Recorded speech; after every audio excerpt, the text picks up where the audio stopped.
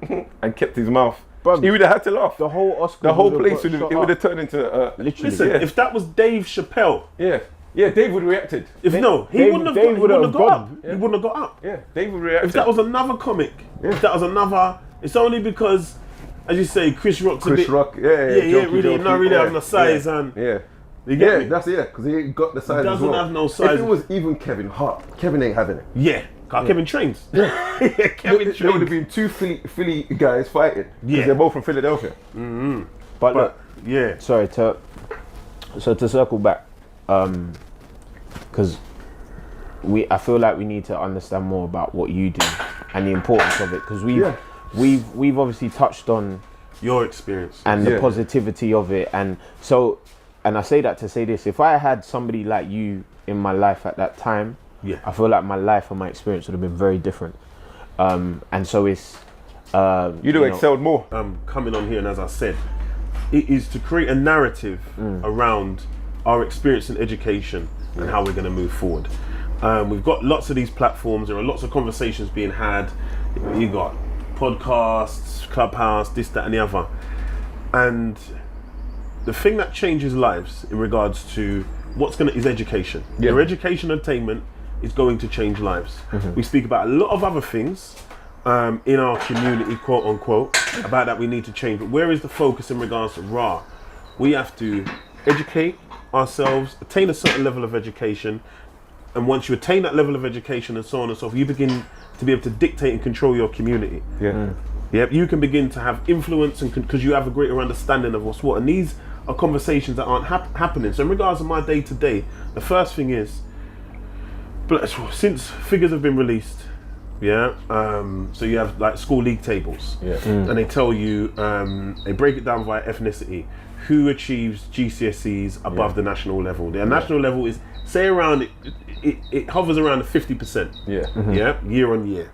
So you've got a 50% chance if you sit your GCSEs to get that C and above, including English and maths.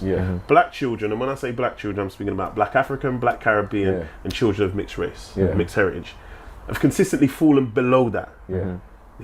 Consistently falling below. So I'm like, that's a massive problem. So for me, the conversation needs to be, firstly, we need to be above the national average. You know, educationally. Random question. Where my cousin lives, that area, I wonder what the national average of that community in that area. The thing is, it must be high. All right, not to beat up where man lives. That's the reason why. But 3 roads on, there's a bus station. If you bus down that bus station, there's a huge school. Those people, in regard, and that's what I'm saying, in regards to controlling your community, they have their own schools. They don't business. I know. They have their own police, everything. They have their own schools. They have their own, they control their community. They have their own jobs, they create their own jobs, so on and so forth. So, because we have to go into the work world, because we haven't patterned it like that, where we have businesses, institutions, so on and so forth. And they own most of the houses in that area as well. That area? Yeah. I know this because every time I go past, and there's a couple times where I'm parking up and someone's come out and they're like, oh yeah, blah blah blah, you can't park in there. Then we've got into a conversation, and a lovely community. And when we're talking, I'm just like, right. Then I'm like, oh yeah, how long you? Oh yeah, I bought this, and I'm like, right. Let me tell you how deep it is in that area. That specific area. When you're doing house conversions, you know, you can usually, if you're having a loft conversion, you come out at the back. You with me? I'm not an architect. Somebody will probably break it down, but you could. But they can also go to the front. They've in that specific area, because they control the council. And they have control over their area. They can build extensions that literally go up like blocks. It's so when I did it on my house, I don't live in that specific ward. I'm like, I want to do an extension like theirs, not just a back extension on a 3-bed. I want to do it front as well. No, only them man can do it. Why?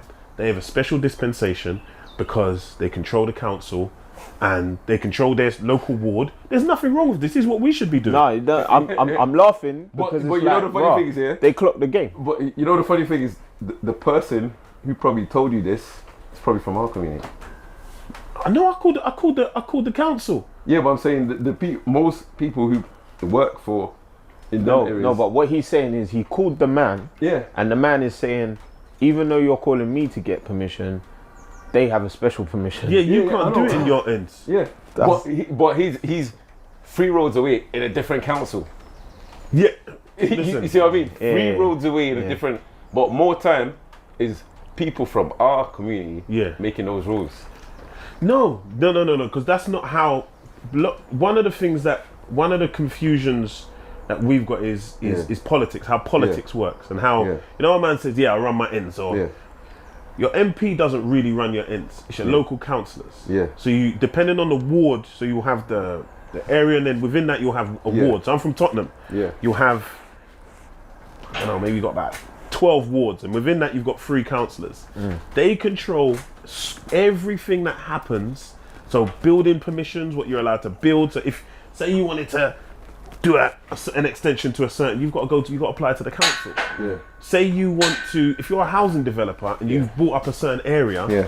and you want to do something, you have to go to the council. They control everything. See, this is why I love Africa, isn't it? You see, Africa, you think you can tell me where to put this in my house? This land here, I own it. If I want to go 20 floors up, I will do it.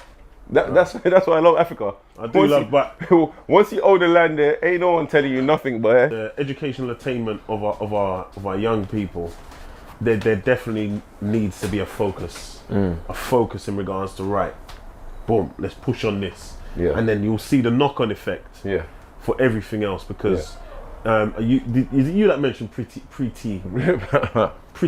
Patel.